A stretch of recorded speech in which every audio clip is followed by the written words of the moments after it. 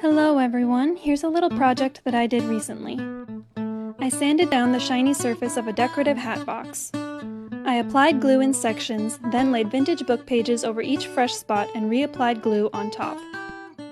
I used Mod Podge, but pretty much any white craft glue would work.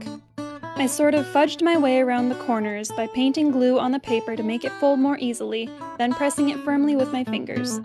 After my first coat of glue dried, I applied a second coat. Then I lightly sanded and waxed the wear areas because my lid fits so tightly on the box. I now have a very cute and safe space to store one of my favorite winter hats.